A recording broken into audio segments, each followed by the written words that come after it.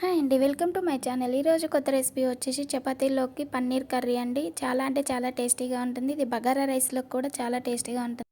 దీనికోసం ఒక కళాయి పెట్టుకొని దాంట్లో కొంచెం బటర్ వేసుకొని కరగనివ్వాలండి. ఆ తర్వాత పన్నీర్ ముక్కల్ని ఇలా క్యూబ్స్ లెక్క కట్ చేసుకొని ఇవి బ్రౌన్ కలర్ వచ్చేంత వరకు వేయించుకోవాలండి. ఇవి వేయించిన తర్వాత ఒక ఉల్లిపాయ అండ్ క్యాప్సికమ్ ఇవి కూడా క్యూబ్స్ లెక్క కట్ చేసుకొని ఇదే కళాయిలో మంచిగా పచ్చివాసన పోయేంత వరకు వేయించుకోవాలండి.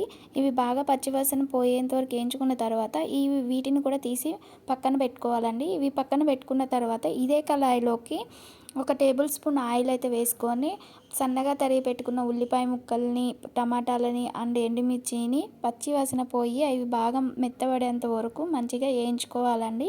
ఇవి ఏగనికి ఒక 2-3 మినిట్స్ పడుతుంది.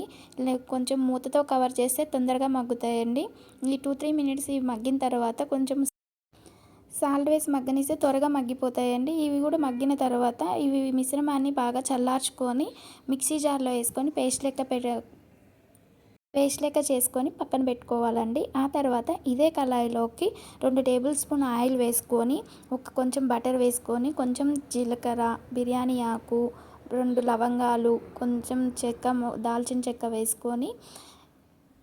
వేసుకోవాలండి. ఆ తర్వాత 4, 5 పచ్చిమిర్చిని చీలికలుగా చేసుకొని వేసుకోవాలి. ఆ తర్వాత మనం ముందుగా పట్టి పెట్టుకున్న పేస్ట్‌ని అయితే ఇలా నూనెలో కొద్దిసేపు మగ్గనివ్వాలండి. ఇది మగ్గేలోపు కొంచెం పెరుగు తీసుకొని ఆ పెరుగులో ఉప్పు, కారం, పసుపు, ధనియాల పొడి, గరం మసాలా ఇవన్నీ వేసుకొని బాగా పేస్ట్ లెక్క చేసుకొని పక్కన పెట్టుకోవాలండి.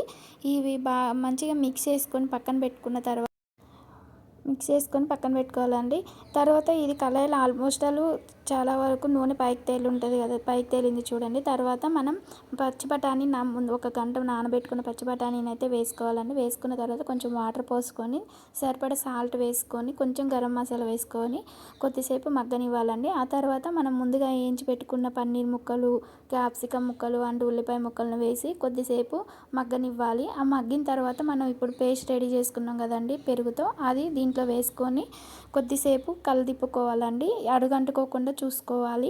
ఈ మధ్య మధ్యలో కలుపుకుంటూ ఒక 5-6 మినిట్స్ ఉడకనిస్తే పన్నీర్ కూడా మంచిగా మసాలాలన్నీ పట్టి చాలా అంటే చాలా రుచిగా ఉంటుంది. అంతే అండి, వేడివేడి పన్నీర్ కర్రీ అయితే రెడీ అయిపోయింది.